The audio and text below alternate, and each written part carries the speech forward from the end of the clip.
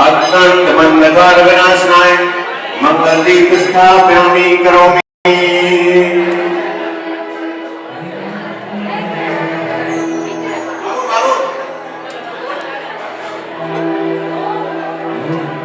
मंगल दीप जलाते चलो, मंगल दीप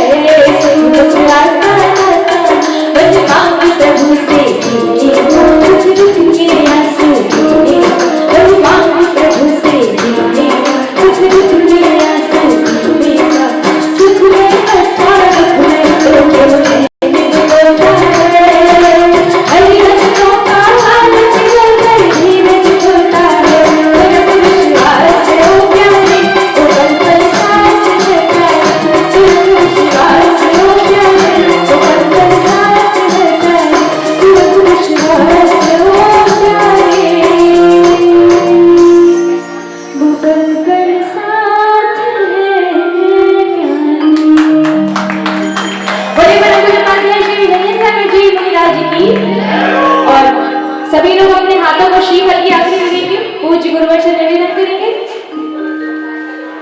हे गुरुवर, नमोस्तु नमोस्तु नमोस्तु। हम सभी अज्ञानी श्रावक श्राविकाओं को धर्मोपदेश देकर कृतार्थ करें। नमोस्तु गुरुवर, नमोस्तु गुरुवर, नमोस्तु।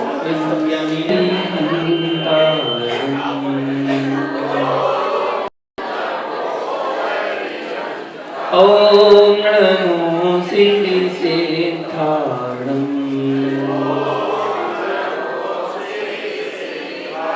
ओम नमो आयर्याणम, ओम नमो वज्रायाणम,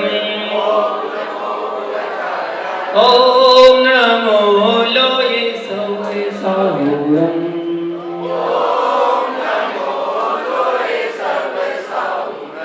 जब भगवान की ऑनलाइन श्री पार्श्वनाथ भगवान की, परम पूज्य गुरुदेव गणाचार्य श्री विराट सागर जी महामुनिराज की, आचार्य श्री विशुद्ध सागर जी महामुनिराज की, अहिंसा में विश्व धर्म की, उत्तम आर्जव धर्म की, समोसरण महामंडल विधान की। बोलो श्रवोपाध्याय निरंजन सागर जी महामुनिराज की जयकारा गुरुदेव का। महानुभाव, तृतीय दिन 10 लक्षण महापर्व का उत्तम आर्जव धर्म। उत्तम आर्जव धर्म हमें सिखाता है कैसे हम मायाचारी छोड़े, मायाचारी छोड़कर कैसे हम अपने जीवन में आर्जव धर्म को अंगीकार करें। आर्जव धर्म सिखाओ। योग वक्रता आर्जवम, योग वक्रता आर्जवम। आचार्य भगवान कहते हैं मन वचन काय की सरलता को ही आर्जव कहते हैं। जहां वहां पर मन वचन काय तीनों एक हो जाए, सरल हो जाए, वहीं से आर्जव धर्म प्रारंभ होता है, वहीं से हमारी मायाचारी समाप्त होती है। मायाचारी व्यक्ति कभी अपना कल्याण नहीं कर सकता है। तो व्यक्ति मायाचार करता है, छल कपट करता है, वह व्यक्ति अपने जीवन में अपना उत्थान नहीं कर सकता, अपनी प्रगति को प्राप्त नहीं कर सकता है, उसका कभी कल्याण नहीं हो सकता है। छल कपट करने वाला अपने चित्त को हमेशा अशांत रखता है, उसका मन हमेशा अशांत रहता है, वो कुछ ना कुछ विचार करता रहता है, चिंतन करता रहता है और ऐसी चिंता में फंसा रहता है जिससे उसका मन कभी शांत नहीं हो पाता। इससे विपरीत सरल मन के हैं जो, वो निश्चिंत रहते हैं, उनकी साधना भी सरलता से साथ देती है और सरलता ही उत्पन्न करती है। इसलिए अपने मन को शांत रखने की बात करी जा रही है। अपना मन कैसे शांत रखें? सरलता से आत्मविश्वास आता है, आत्मविश्वास से निडरता आती है, निडरता से दृढ़ता आती है, संकल्प शक्ति बढ़ती है और संकल्प से कार्य करने की निरंतरता आती है। और जब कार्य करने की निरंतरता आती है तो कार्य में सफलता जरूर मिलती है। तो यदि सफलता प्राप्त करना चाहते हो तो सरल बनना पड़ेगा। बिना सरल बने सफलता मिलने वाली नहीं है। थोड़ा सरल बन जाइए, थोड़े सरल बन जाइए, थोड़े सरल बन जाइए। यही तो आपको पता है जाना, थोड़े सरल बन जाइए। और यहीं पर आकर सरल नहीं बन पाए तो कहीं नहीं बन पाओगे। फिर घर पर तो छल कपट मायाचारी करते ही है, दुकान पर तो छल कपट मायाचारी करते ही है, बाजार में भी छल कपट मायाचारी चलती है। कम से कम मंदिर में तो छोड़ दो, मंदिर में आकर तो सरल हो जाओ। एक जगह तो ऐसा बना लो जहां पर आके हम सरल हो जाएं, अपने परिणामों को बिल्कुल शांत रख ले, ना कोई कसाय ना कोई विकल्प, मन बिल्कुल शांत हो जाना चाहिए। अशांतता से दूर मन शांत करने का स्थान कोई है तो मंदिर है। यदि हमें सरलता से सफलता की यात्रा करनी है तो मन को शांत करना पड़ेगा। हम कहते हैं कि सरलता से सफलता आर्जव धर्म का परिणाम है। जो व्यक्ति अपने जीवन में आर्जव धर्म को अंगीकार करता है, निश्चित वह सरल से सफलता की ओर आगे बढ़ जाता है। जो सरल है वही संत है, संत पुरुष बन जाता है। जो सरल बन जाता है वो संत पुरुष बन जाता है। केवल कपड़े उतारने से संत नहीं बनता है, साधु पुरुष केवल कपड़े उतारने से नहीं बनता है, घर परिवार को छोड़ने मात्र से साधु नहीं बन जाता है। आप घर में रहकर भी साधु पुरुष का जीवन जी सकते हैं, घर में रहकर भी संत का जीवन जी सकते हैं, घर में रहकर भी अपने आप में रहकर एक सरल परिणामों से अपने जीवन को व्यतीत कर सकते हैं। कोई बड़ी बात नहीं है। अगर आप चाहें तो अपने आप को बदल सकते हैं, अपने आप को सुधार सकते हैं, अपने जीवन में अपने परिणामों को सरल रखिएगा। बस आपके परिणाम सरल है तो आप निश्चित ही एक दिन संत बन जाएंगे। मैं कहता हूँ सच्चा संत तो वही है जिसके संपर्क में और जिसके संग में आकर दुखी व्यक्ति भी अपना दुख भूल जाए, वो है संत। आप कितने दुखी हो, कितने परेशान हो, कितने कष्ट में हो, कितनी समस्याओं से जूझ रहे हो, बस संत पुरुष के सामने आए, उनकी संगति में आए, उनकी सन्निधि में बैठे और आप अपने दुखों को भूल गए कि आपके दुख क्या थे, सारे दुख जहां पर समाप्त हो जाए वो संत पुरुष कहलाते हैं। आपको पता है समोषण में किसी को दुख नहीं होता, समोषण में किसी को पीड़ा नहीं होती, किसी को दुख नहीं होता, किसी प्रकार कोई दुख है ही नहीं है, क्योंकि संत पुरुष की संगति है, उनकी सन्निधि में जो पहुंच जाता है उसको कोई दुख हो ही नहीं सकता है। इसलिए सरल बनो, और सरल बनने के लिए अच्छा बोलो, मीठा बोलो, छल कपट मायाचारी से रहित होकर बोलो, कुछ गुण सीखो। आपने बांसुरी देखी? बांसुरी, बांसुरी के पास 3 गुण होते हैं। बांसुरी के पास 3 गुण होते हैं। आपको तो पता होगा, आपको तो ज्ञानी है, अभी मैं बता रहा था ना, आप लोग तो सब ज्ञानी है। बांसुरी के अंदर कितने गुण देखो, पता है ना? 3 गुण। पंडित जी बताया 3 गुण होते हैं, आपको मालूम है? मैं बताऊं कौन से गुण होते हैं? बांसुरी के अंदर 3 गुण होते हैं। बांसुरी के अंदर 3 गुण होते हैं। पहला गुण वो होता है बिन बुलाए बोलती नहीं है, बिन बुलाए बोलती है। जब उसको बोलने के लिए बोले ना तभी बोलती है, वरना मौन रहती है, चुप रहती है, बिन बुलाए बोलती नहीं है। और दूसरा गुण होता है जब भी बोलती है मीठा बोलती है, जब भी बोलती है मीठा बोलती है, दूसरा गुण है। और तीसरा, बांसुरी बिल्कुल सीधी होती है, उसमें कोई गांठ नहीं होती है। उच्चम आर्जव धर्म हमें यही सिखाता है, इन गुणों को धारण कर लो, आर्जव धर्म आ जाएगा। जब बोलो अच्छा बोलो, जब आवश्यकता ना हो तब ना बोलो, तो मन में किसी प्रकार की गांठ मत रखो, अच्छा बोलने का प्रयास करो। आर्जव धर्म आपके पास से कहीं बाहर थोड़ी है। रसदार बनो, रसदार। क्या बनना है? रसदार बनो, रसधार नहीं बनो। रसदार और रसधार दोनों में बहुत अंतर है। रसदार बनो, रसधार नहीं बनो। गन्ना होता है रसदार, गन्ना कैसा होता है? रसदार। और आपको ऐसे ऐसे खाते ना, क्या बोलते उसको? क्या बोलते? बोलो ना, बोलते हैं जलेबी, इमरती जलेबी। कैसी होती है? बड़ी टेढ़ी होती है, बहुत घुमावदार होती है, वो रसधार होती है। गन्ना रसदार होता है, जलेबी रसधार होती है। आपको मालूम है गन्ने में मिठास डाला नहीं जाता है, वो तो उसके अंदर होता है, जबकि जलेबी में मिठास ऊपर से डाली जाती है।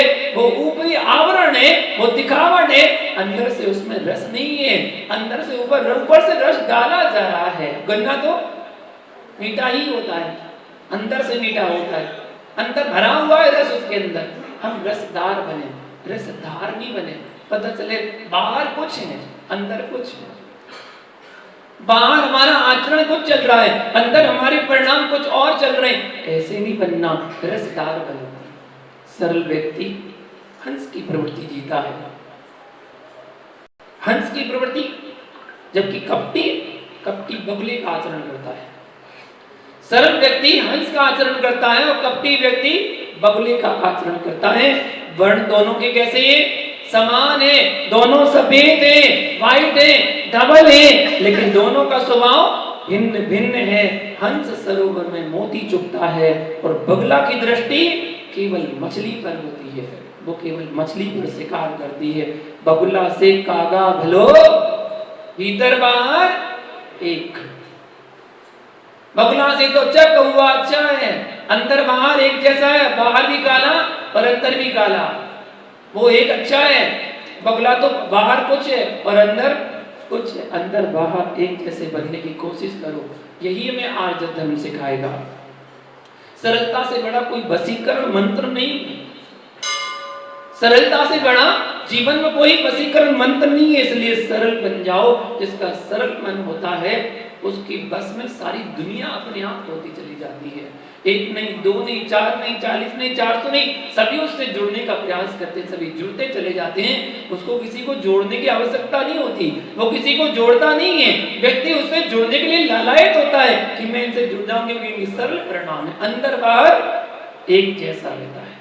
एक बार मैंने गुरु भक्ति में प्रश्न पूछा, एक बार मैंने गुरु भक्ति में प्रश्न पूछा, बताओ संसार में सबसे बड़ी दूरी कहां से कहां तक की है? संसार में सबसे बड़ी दूरी कहां से कहां तक है? तो एक व्यक्ति खड़ा हुआ, बोले गुरुजी हम बताते हैं, हमारे घर से मंदिर की दूरी बहुत दूरी है। अच्छा। दूसरा खड़ा हुआ, वो कहता हमारे घर से बस स्टैंड की दूरी बहुत दूरी है। तीसरा खड़ा हुआ, वो कहता नहीं गुरुजी हमारे घर से स्टेशन की दूरी बहुत दूरी है। चौथा खड़ा हुआ, बोले नहीं गुरुजी एयरपोर्ट की दूरी हमारे घर से बहुत दूरी है। हमने कहा वाह क्या बात है। एक कहता नहीं दिल्ली से कलकत्ता की दूरी बहुत दूरी है। हमारे धर्मचंद जी कहते नहीं जयपुर से कलकत्ता बहुत दूर है। जो आया अपना अपना जवाब दिया। एक कहता नहीं धरती से सागर की दूरी, आसमान दूरी बहुत दूरी है, बड़ी दूरी है। मैंने कहा वाह, सभी लोग अपना अपना जवाब दे रहे थे, लेकिन वो अपनी अपनी दृष्टि से दे रहे थे। सबका जवाब अपनी अपनी दृष्टि से चल रहा था और भिन्न भिन्न चल रहा था। सभी अपना जवाब दे रहे थे। फिर जब कोई नहीं बता पाया तो मुझसे ही पूछा गया, गुरुजी आप ही बता दो ना कहां से कहां की दूरी अच्छी है। फिर एक व्यक्ति बोला एक बार और हम बता दे रहे हैं, बताओ कौन सी बात? बोले स्वर्ग से नरक की दूरी दूरी है। अच्छा भैया बैठ जाओ।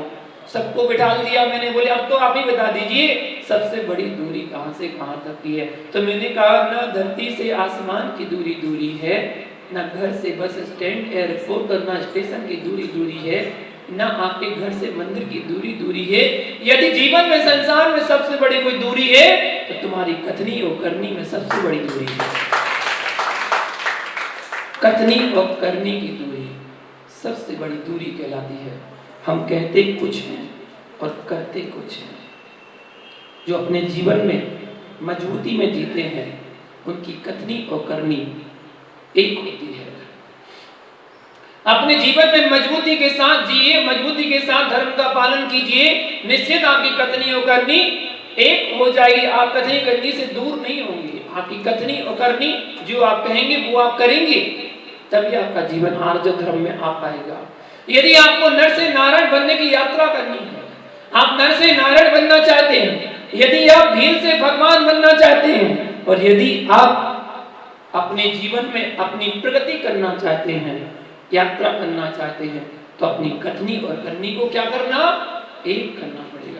जब तक आपकी कथनी करनी एक नहीं है तब तक नर से नारायण की यात्रा नहीं कर सकते आप। आपको क्या करना पड़ेगा? अपनी चर्चा और चर्या को एक करना पड़ेगा, अपने कदम और कलम को एक करना पड़ेगा, अपने मुख और मन को एक करना पड़ेगा, अपने दिल और दिमाग को एक करना पड़ेगा, अपने आचरण और उच्चारण को एक करना पड़ेगा, अपने जीवन और जगत को एक करना पड़ेगा। जिस दिन ये एक हो जाएंगे उस दिन हमारा पूजन पाठ करना, जाप करना, स्वाध्याय करना सब सार्थक हो जाएगा, सब सार्थक हो जाएगा। इनको एक करना सीखो। हम जो कहते हैं मुख से कहते हैं, मुख और मन एक होना चाहिए, जीवन और जगत एक होना चाहिए। हम जो उच्चारण करते हैं वो आचरण में भी होना चाहिए, जीवन में उतारना चाहिए, तब जाके हमारे जीवन में आर्य धर्म आ पाएगा। हमारा पूजा पाठ करना सार्थक होगा। वरना हम कहते कुछ हैं करते कुछ हैं। जिसकी चर्चा और चर्या में अंतर है, जिसकी चर्चा और चर्या में अंतर है वो श्रावक नहीं, वो तो व्यंतर है। कौन है वो? वो तो व्यंतर है, श्रावक नहीं है। इसलिए अपने आप को व्यंतर नहीं बनने देना, चर्चा और चर्या को एक करना है। हम पूजन में पढ़ते हैं ना, अभी भी आप आर्य धर्म की पूजा पढ़ेंगे ना तो आप उसमें पढ़ेंगे क्या? मन में हो सो वचन उचरिए, वचन होए सो। क्या बात है, सभी को पूजा रटी पड़ी है। हर वर्ष पढ़ते हैं ना, हर साल पढ़ते हैं, हर साल पढ़ते हैं, प्रत्येक साल में पढ़ते हो। और कोई कोई तो साल में 3 बार भी पढ़ लेता है, 10-10 दिन तक लगातार पढ़ता है और बार बार यही कहता है मन में हो सो वचन उचरिए, वचन होए सो। अरे भैया मैं इतना ही तो बोल पाया था, एक जगह मैं इतना ही तो बोल पाया था और मेरे प्रवचन को एक व्यक्ति सुन रहा था, सुनते सुनते खड़ा हो गया। तो जो व्यक्ति सुनते सुनते खड़ा होता ना, हलचल होती है तो दृष्टि उसके ऊपर चली जाती है। मेरी भी दृष्टि चली गई। मैंने कहा हो सकता कुछ काम आ गया होगा, चला गया होगा। ठीक है चला गया, प्रवचन सुन के चला गया। वो लाइन पूरी हो पाई थी बस केवल, और चला गया। मैं केवल उतना ही तो बता पाया था, इतने में वो चला गया। ठीक है चला गया। अगले दिन जब वो वापस आया, अगले दिन प्रवचन में वापस आया तो हाथ में प्लास्टर लगा हुआ था, हाथ में पलस्तर बना हुआ था। अब दृष्टि गई थी कल, तो कल जब दृष्टि गई तो उस पर दृष्टि फिर से चली गई। उसको देखा, अरे क्या हो गया भाई? उससे पूछा क्या हो गया, हाथ में पलस्तर क्यों बन गया? बोले गुरुजी सही बताएं। हमने कहा बताओ ना। बोले गुरुजी सब आपके प्रवचन का नतीजा है। ओ भैया, मैंने प्रवचन का नतीजा है, मेरे प्रवचन से पलस्तर बन गया? बोले हाँ गुरुजी सच बता रहा हूँ, आप विश्वास मानो, आपके प्रवचन का नतीजा है। हमने कैसे, क्या हुआ? बोले मुझे ना बहुत दिनों से एक पहलवान से पैसे लेने थे, मैंने उधार दिए थे उसको। मैं मन में तो बहुत सोच रखा था, सोचूंगा मांगूंगा मांगूंगा, लेकिन मांग ही नहीं पा रहा था। कल जब आपने गाना मन में हो सो वचन उचरिए, वचन हो सो तन से करिए, बस मन में तो मैंने सोच रखा था, कल मैंने जाके उससे पैसे मांग ही लिए। और फिर वचन में जब उसने कह दिया नहीं दे रहे जाओ, नहीं दे रहे जाओ, तो वचन में नहीं दिए तो मैंने काय में अपना लिया, एक थप्पड़ मार दिया उसको। आपने कहा था मन में हो सो वचन उचरिए, वचन हो सो तन से करिए।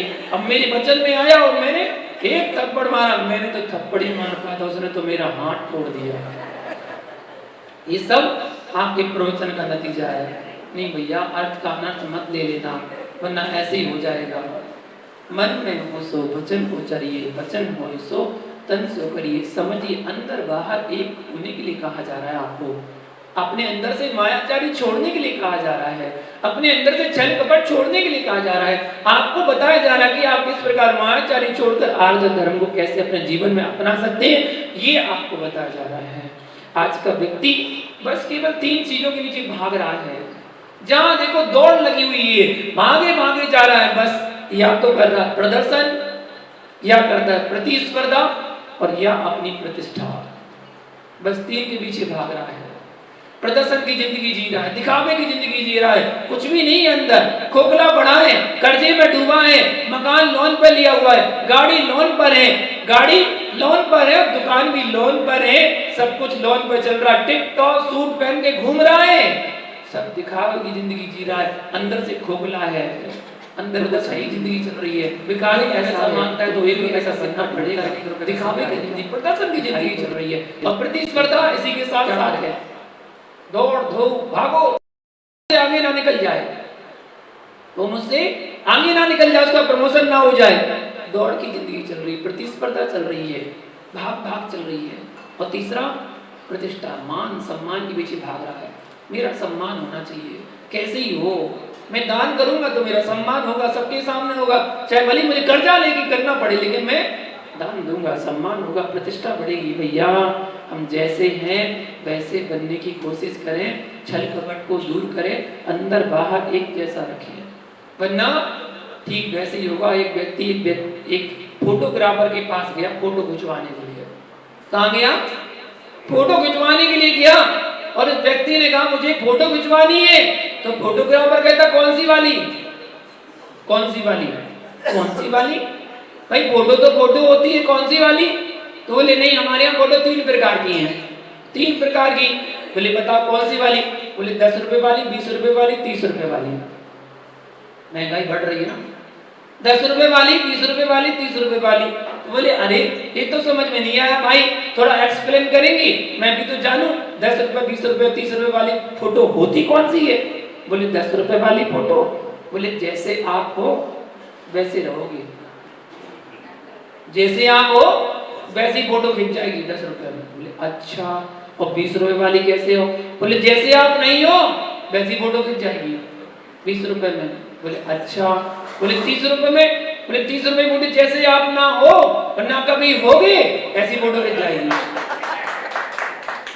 ना आप कभी हो ना हो और ना कभी होगे ऐसी फोटो खिंच जाएगी 30 रुपए में। बोले भैया थोड़ा सा और एक्सप्लेन कर दो ना, हमें समझ में नहीं आ रही, आप क्या कहना चाहते? बोले मैं ये कहना चाहता हूँ 10 रुपए, आप कौन सी खिंचवाते? 10 रुपए वाली, 20 रुपए वाली? 10 रुपए वाली, 20 रुपए वाली? 20 वाली ना, 20 वाली खिंचवाते हो, उसका झूठ मत बोलना। जब जब हमारा कैमरामैन आपके सामने आता है ना, और कैमरामैन जैसे आपके सामने आएगा आप ऐसे बैठ जाएंगे, और वैसे तो छल कपट कर रहे थे, हाथ ऊपर कर रहे, नीचे कर रहे, दाएं कर रहे, बाएं कर रहे, कान खुजा रहे, नाक खुजा रहे, सब कुछ कर रहे थे। जैसे कैमरा सामने आया तुरंत बन जाते हैं, और थोड़ी सी मुस्कुराहट मन में ला देते हैं। क्यों? बनावटी फोटो है, अच्छी आना चाहिए। लोग देखेंगे तो क्या कहेंगे बताओ, विधान में ऐसे बैठे थे, इसलिए बनावटी फोटो है। 20 रुपए वाली है, 10 रुपए वाली तो जैसे बैठे ना, जैसे वो हमारे जैन साहब बैठे ऐसे करके, ऐसी फोटो खिंच जाएगी। ऐसे बैठे वैसी फोटो खिंच गई, वो 10 रुपए वाली फोटो है। जैसे अंदर वैसे बाहर, कोई चल के बढ़ नहीं, मायाचारी नहीं, हम अंदर बाहर एक जैसे हैं। ऐसा नहीं कैमरा मैन सामने आए तो हम बन के बैठ गए, सामने करने बैठ गए, आंखें बंद, बिल्कुल ऐसा लग रहा जैसे ध्यान के शुक्ल ध्यान में तुम ही पहुंच गए हो। 20 रुपए वाली फोटो ये कहलाती है। बोले अच्छा, और 30 रुपए वाली फोटो कैसी है? बोले 30 रुपए वाली फोटो ऐसी है कि देखो ये ड्रेस रखी हुई है, एक काला कोट है, एक सफेद कोट है, एक वाइट खाकी कोट है, ठीक है ना। ये कोट पहन लोगे तो आप डॉक्टर बन जाओगे, सफेद कोट पहनोगे तो आप डॉक्टर बन जाओगे, काला कोट पहनोगे तो वकील बन जाओगे, खाकी वर्दी पहन लोगे तो पुलिस वाले बन जाओगे। जो आपको कभी बनना नहीं है, जो ना आप हो ना आपको बनना है, ऐसी फोटो खिंच जाएगी। कितने रुपए में? 10 वाली पक्का? बहुत अच्छे, देखो फोटो कितने आ गया, 10 वाली, 20 वाली, 30 वाली, खिंचवा लो अपने फोटो। कौन कितने वाली खिंचवा रहा है? 10 वाली फोटो समझ में आ गई ना कैसी है? बिल्कुल खिलखिलाते हुए मस्त रहो आराम से, बढ़िया। यही जीवन है। क्या दिखावट की जिंदगी जी रहे हैं? क्योंकि दिखावट जिंदगी जी रहे हैं इसलिए तो सजावट करना पड़ती है, ऊपर से मेकअप करना पड़ता है। दिखावट की जिंदगी है इसलिए सजावट करनी पड़ती है, ओरिजिनल में मिलावट करनी पड़ती है। दिखावट, सच, मिलावट, इसलिए तो जीवन में हो रही गिरावट, इसलिए जीवन में हो रही गिरावट। अंदर बाहर एक जैसे बनने की कोशिश करो। हम अंदर जैसे हैं वैसे बाहर बनने की कोशिश करो। महानुभाव, आपको पता सांप जब बिल में जाता है तो बिल्कुल सीधे हो जाता है, बिल्कुल सीधा होना ही पड़ता है उसको। अगर सांप कितना ही टेढ़ा चल ले, लेकिन जब बिल में जाएगा तो सीधा होना ही पड़ेगा। आप कितनी टेढ़ी जिंदगी जी लो, अपने अंदर जाओगे तो आपको सरल तो होना ही पड़ेगा। जो वृक्ष टेढ़े होते ना उनको काट दिया जाता है, और काट के मालूम क्या किया जाता है? चूल्हे में जला दिया जाता है। जो वृक्ष टेढ़े होते हैं उनको काट कर चूल्हे में जला दिया जाता है, और जो सीधे होते हैं उनका फर्नीचर बनाया जाता है, एंटीक पीस बनाए जाते हैं, सोफा सेट बनाए जाते हैं, दरवाजे बनाए जाते हैं, और उनको शोरूम में सजा के रखा जाता है। जो वृक्ष सीधे होते हैं, कटते तो दोनों हैं, लेकिन एक शोरूम बनकर हमेशा के लिए खड़े हो जाते हैं, और एक चूल्हे में जलकर राख बन जाती है। इसलिए टेढ़े व्यक्ति जो हैं उन टेढ़े को नरक के चूल्हे में जाना पड़ता है, और सीधे व्यक्तियों को सिद्ध सलाह का एंटीक पीस बनना पड़ता है। एंटीक पीस बनना है तो सीधे तो होना पड़ेगा, सरल तो होना पड़ेगा। हम दूसरों के बारे में बुरा सोचते हैं, ध्यान रखना, जो दूसरों के बारे में बुरा सोचता है हमारा बुरा स्वयं होता है। खुदा तो पहले आपको गड्ढे में गिरना पड़ेगा। जैसे किसी के ऊपर आप कीचड़ फेंकना चाहते हो तो उसके ऊपर कीचड़ जाए या ना जाए, आपके हाथ तो पहले गंदे हो ही जाएंगे। किसी के ऊपर अंगार फेंकना चाहोगे, कोई जले या ना जले, तुम्हारे हाथ तो पहले जल ही जाएंगे। हम दूसरों के बारे में बुरा सोचते हैं तो निश्चित हमारा बुरा हो ही जाता है। एक व्यक्ति को बनवासी का था, अब कौन था वो लगा लो, कोई किरदार मेरे सामने दिख जाता तो मैं बना देता किरदार। एक व्यक्ति था, हर बार मत बोलो गुस्सा हो जाएगा। एक व्यक्ति था बनवासी का, उसे कहीं जाना था घूमने के लिए, और जब घूमने के लिए जाना था तो स्टेशन पहुंचा हावड़ा स्टेशन, और हावड़ा स्टेशन जैसे ही पहुंचा तो वहां देखा ओ बहुत भीड़ है, इतनी ज्यादा भीड़ में कैसे जा पाऊंगा, बहुत ज्यादा भीड़ है, क्या करूं सोच रहा था, दिमाग नहीं हो रहा था कि मैं क्या करूं। मन में बहुत सोचा क्या उपाय करूं। जिस बोगी में उसे बैठना था जनरल बोगी थी, और जनरल बोगी में लबालब बिल्कुल पैर रखने जगह नहीं थी। उसने कहा जाना तो जरूर है, कुछ ना कुछ तो उपाय करना पड़ेगा। बस क्या था, वो अंदर जैसे जैसे धक्का मार के अंदर जा आके और पहुंच गया बीच बोगी में। अब बीच बोगी में पहुंच तो गया, हाँ जी बीच बोगी में पहुंच गया, लेकिन इधर उधर चारों तरफ देखे, खड़े होने तो जगह नहीं, बैठे कहाँ? बोले बैठूंगा तो जरूर मैं, अभी व्यवस्था बनाता हूँ। उसने अपने बैग में से एक काले रंग का सांप निकाला। सांप वो प्लास्टिक का था, नकली था, उसने निकाला और सीट के नीचे छोड़ दिया, धीरे से डाल दिया और जोर से चिल्लाया, सांप सांप सांप, बोगी में सांप आ गया, सांप आ गया। ओ भैया, एक के बाद सारे उतरना शुरू हुए और सारे उतर गए। जैसे ही खाली दिखी, ऊपर वाली सीट खाली है, तुरंत ऊपर चढ़ा और आराम से चद्दर बिछा के सो गया। चेक करने वाले आए, उन्होंने नीचे नीचे देखा, ऊपर देखा ही नहीं, नीचे नीचे देखा, बोले कहाँ है, बोले नहीं है ना। बोले भैया डाउट में मत रहो, क्या पता कुछ हो। उन्होंने देख के चेक करके छोड़ दिया, वो आराम से सो गया। अगले दिन सुबह प्रातः काल हुआ और प्रातः काल की बेला में एक आवाज आने लगी। कौन सी आवाज? बोल के दिखाओ ना, बोलो ना, एलपीजी ना, बोल के दिखाइए ना। सुबह सुबह क्या मिलता है स्टेशन पर? चाय की आवाज आने लगी, जोर से आवाज आने लगी। उसे भी लगा कि मैं भी चाय पी लूं। नीचे उतर के बोला, भाई कौन सा स्टेशन है ये? बोले हावड़ा। कौन सा स्टेशन? बोले हावड़ा। बोले पागल हो गया क्या? कल रात को तो गाड़ी चली थी यहाँ से हावड़ा से, और अब तो पहुंचने वाले हैं हमें जहाँ जाना था पहुंचने वाले। कौन सा स्टेशन है? बोले सच कह रहा हूँ बाबूजी, हावड़ा है। बोले क्यों, क्या हो गया? बोले रात को क्या है, इस बोगी में ना सांप आ गया था, इसलिए इस बोगी को काट दिया गया था। ट्रेन तो गई है, ट्रेन तो निकली है, लेकिन इस बोगी को अलग कर दिया गया था, क्योंकि इस बोगी में क्या आया था? या बुरा दूसरे के लिए सोचोगे ना, खुद का बुरा पहले होगा। हम दूसरों के बारे में बुरा सोचते हैं कि दूसरा ऐसा हो जाए, नहीं, दूसरा हो या ना हो, आपका जरूर बुरा हो जाता है। मायाचारी का त्याग करना सीखो। क्या मायाचारी है? पद्म पुराण ग्रंथ में उल्लेख मिलता है, राम लक्ष्मण सीता जब वनवास गए तो नदी किनारे एक बगुला एक पैर पे खड़ा था और बड़ी साधना कर रहा था। एक पैर पे खड़ा, तो सीता कहती है, देखो भैया कितनी साधना कर रहा है, एक पैर पर खड़ा है, कितनी साधना करता है। लक्ष्मण बोलते हैं, अरे नहीं माते, ये बगुला है, ये साधना नहीं कर रहा है, इसकी साधना छल कपट से युक्त है, ये मछली खाने के लिए एकाग्रता ला रहा है। पद्म पुराण ग्रंथ में उदाहरण मिलता है, एक बगुले का उदाहरण आता है कि छल कपट ऐसा करता है, वो अंदर बाहर अलग अलग होता है, बाहर से धवल होता है, अंदर से उसका मन काला होता है। महानुभाव, सांप कांचली छोड़ देता है पर विष को नहीं छोड़ता है। वैसे मायाचारी पुरुष अंदर से कुछ होता है और बाहर से कुछ होता है, दिखावे की जिंदगी कुछ और जीता है और अंदर से उसके परिणाम कुछ और होते हैं। ध्यान देना, हम दूसरों के बारे में बुरा सोचेंगे तो हमारे साथ बुरा जरूर होगा। मकड़ी किसके लिए जाल बुनती है? किसके लिए बुनती है? दूसरों के लिए। उड़ने वाले जीव आएंगे, इसमें फंस जाएंगे और मेरा भोजन बन जाएंगे। वो दूसरों के लिए जाल बुनती है, लेकिन होता क्या है, अंत में स्वयं उसी जाल में फंसकर मर जाती है, वहीं पड़ी रह जाती है। वो दूसरों के लिए बुरा सोचती है। जो व्यक्ति खजूर की तरह ऊपर से मृदु होते हैं और अंदर से कठोर होते हैं, छल युक्त होते हैं, ऊपर से तो मुलायम मुलायम अपना व्यवहार दिखा रहे हैं खजूर की तरह और अंदर से बिल्कुल कठोर है गुठली की तरह। ऐसे छल युक्त जो व्यक्ति है वो निश्चित पशु गति का बंद करते हैं, त्रेंस गति का बंद करते हैं। माया तैर्यज्ञो नस्सर, मैं नहीं कह रहा, उमा स्वामी आचार्य ने कहा है तत्वार सूत्र में, मायाचारी करने वाला त्रेंस गति को प्राप्त करता है। इसलिए रुजु बने, मुलायम बने, सरल बनना सीखे। जो आर्य धर्म तो धारण करना पड़ेगा।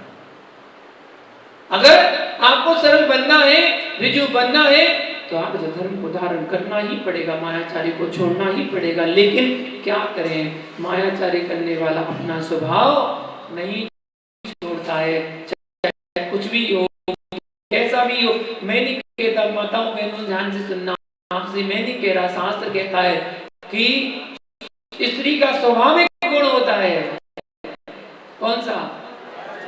आप तो पता ही है, आप तो सब यही पता है आपको। इस स्वाभाविक गुण है, उनके पास स्वाभाविक गुण रहता है। जिसके पास स्वाभाविक रहता वो छोड़े कैसे? अपने स्वभाव को छोड़ता नहीं है। एक बार क्या हुआ, एक सांप था सांप अपना बिल्ली बनाता कभी कभी नहीं बनाता, दूसरे के घर में जाके रहता है। इसलिए तो दिगंबर मुनिराजों को सांप कहा है, सांप के तुल्य। किस लिए? क्योंकि वो अपने घर में नहीं रहते, अपना घर नहीं बनाते, वो दूसरे के घर में रहते हैं। दूसरा बनाता है पर वो आराम से रहते हैं। ऐसी सांप करता है, वो दूसरे के बिल में रहता है। जैसे चूहे ने देखा अरे मेरे बिल में घुस रहा है, और सांप जैसे अंदर घुसा, उसकी पूंछ बाहर थी, चूहे ने उसकी पूंछ काट दी, और जैसी पूंछ काटी तो गुस्सा आ गई सांप को, बोला अभी देखता हूँ। बाहर निकल के चूहे की तरफ भागे जा रहा, सांप के पीछे भागे जा रहा, उसको मन क्या करे, भागा चूहा, उसे एक हंस पक्षी दिख गया। उस हंस पक्षी जी का, हंस मेरी जान बचाओ ना। बोले क्यों, क्या हुआ? सांप लगा हुआ है, मुझे खा लेगा। बोले अच्छा कोई बात, मेरे पास छिप जा। उसने, हंस ने अपने पंखों में उसको दिया और शांति से खड़ा हो गया। सांप आया देख दाख के, तभी उसी समय सामने से एक बहेलिया आ रहा था। अब बगुला, उसने, हंस ने कहा आज बाहर निकल। बोले क्यों, क्या हुआ? जान पे आ पड़ी है, शिकारी आ रहा है, बाहर निकल जल्दी। वो जल्दी बाहर निकला, और बाहर निकल के पंख फैलाए, उड़ने को तैयार, लेकिन उड़ती पर गिर गया। क्यों गिर गया? चूहे ने कर दिया। चूहे का काम काटना है, ना काम किया, बगले के पंख काट दिए और धो देता, अपनी जान से हाथ धो देता। सोचो, बेचारी व्यक्ति कभी अपने स्वभाव को छोड़ता नहीं है, आश्रयदाता को भी हानि झिझकते नहीं है, उसे भी हानि पहुंचे। जीवन को सरल बनाने के लिए एक सूत्र अपना लो, पागलपन, थोड़ा सा भोलापन, अपनापन, ये तीन चीजें अपने अंदर ले आना। क्या लाना है? थोड़ा सा पागलपन, थोड़ा सा भोलापन और थोड़ा सा अपनापन। बस आपके अंदर भी आजा धर्म आ जाएगा। कैसे? भोलापन, जैसे बच्चा होता है ना भोला, एक थप्पड़ मारो तो बच्चे को क्या करता है? बच्चा रोने लगता है, पर उसको चुटकी बजाओ, एक टॉफी दो, क्या करता है? वो खुश हो जाता है। अंदर बाहर एक समान, उसके अंदर कोई कसाई नहीं रही, अब खत्म हो गई। जो आपने किया वो माफ कर दिया उसने, छोटा बोल देता है। जब आपको लोग भगवान की भक्ति करने में पागल कहने लगे हैं, पागल हो गया, तब समझना अच्छे सच्चे भक्त बन गए। क्या बन गए? सच्चे भक्त बन गए। अगर आपको लोग पागल कहने लगे तो सच्चे भक्त बन जाना। ये कहना, मीरा क्या कहती थी, मेरे गिरधर गोपाल, मेरे गिरधर गोपाल। लोग कहते थे पागल हो गई है, बावरी हो गई है, लेकिन सच्चे भक्त में नाम किसका प्रसिद्ध हुआ? मीरा का ही नाम प्रसिद्ध हुआ। आप बताओ, सबरी क्या कहती थी? राम घर आएंगे, तेरी कुटिया में आएंगे। लोग क्या कहते थे? पागल हो गई है, राम तेरी कुटिया में आएंगे। लेकिन भक्ति का चमत्कार ऐसा हुआ कि राम भी सबरी के यहाँ आ गए। चंदनवाला क्या कहती थी? महावीर आएंगे, महावीर आएंगे। वो कहती तू तो बंधन में पड़ी हुई है, तेरे यहाँ महावीर आएंगे। लोगों ने पागल कहा, पागल हो गई है, लेकिन चंदनवाला के घर महावीर भी चले आए। जब आपको पागल कहने लगे लोग, तब समझना कि हाँ हम सच्चे भक्त हैं। इसलिए थोड़ा सा पागलपन, थोड़ा सा भोलापन और थोड़ा सा अपनापन भी लाइएगा। सभी अपने ही तो हैं, हम किसके साथ छल कपट कर रहे हैं, किसके साथ मायाचारी कर रहे हैं। एक जैसे हो जाइए, सरल हो जाइए, बस इतना आपके अंदर आ गया, आप सरल बन गए तो आपके अंदर आर्य धर्म आ जाएगा। आचार्य भगवान कहते हैं मनस एकम वचस एकम कर्मण एक महात्मना, मनस्यन्यात् वचस्यन्यात् कर्मण्यात् दुरात्मना। जिसके मन वचन और कर्म एक जैसे हैं, भाई महात्मा है। जिसके मन वचन का एक जैसे है वो महात्मा है, और जिसके मन में कुछ है, वचन में कुछ है और काय में कुछ है, वो दुरात्मा है। अब दुरात्मा बनना है या महात्मा बनना है वो आपके ऊपर निर्भर करता है। आचार्य भगवान एक गाथा देकर अपनी बात को विराम दूंगा। कार्तिक अनुप्रेक्षा ग्रंथ में स्वामी कार्तिकेय ने कहा है, जो चिंतेन वंकम ना पुनति वंकम ना जम्बदे बक्कम गय गोवदीर्णीय दोषम अद्युक्तम मोहवे तस्स। आचार्य भगवान कहते हैं जो मन में कुटिल विचार नहीं करता, कुटिल कार्य नहीं करता, कुटिल बात नहीं बोलता, अपना दोष नहीं छुपाता, उसके जीवन में आर्य धर्म आ जाता है। अपने जीवन में आज जो धर्म लाना चाहते हो तो मन वचन काय को एक करना पड़ेगा, छल कपट मायाचारी को छोड़ना पड़ेगा। अपने जीवन में सरल परिणाम लाने पड़ेंगे, आपके अंदर भी उत्तम आर्य जो धर्म आए। इसी मंगल भावना के साथ सभी को मंगल आशीर्वाद। जिन लोग के उपास कर रहे हैं उन लोग को भी बहुत बहुत आशीर्वाद। निरंतर अपनी साधना करते रहें, आपकी साधना निर्विघ्न हो, ऐसी मंगल भावना के साथ। जय बोलो पार्श्वनाथ भगवान की। ओम ह्रीम उत्तम आर्जव धर्मंगाय नमः। ओम ह्रीम उत्तम आर्जव धर्मंगाय नमः। ओम ह्रीम उत्तम आर्जव धर्मंगाय नमः। इस मंत्र की एक जाप अपने दिन भर में आप जरूर करिएगा। खड़े हो जाए से मिलो एक बार, एक मिनट के लिए। जावाणी के ज्ञान से सूझे लोकालो, सोवाणी मस्तक नमो सदा देव दो। हे जिनवाणी भारती कोई जपो दिन रे, जो तेरी शरणा गए सो पावे सुचे। देख में जो अर्यंत को गुरु सेवा निवृत्त, दया धर्म पालो सदा यही मोक्ष का पद। सब लोग बैठकर जिनवाणी का नमस्कार करते 9 बार का जाप करेंगे।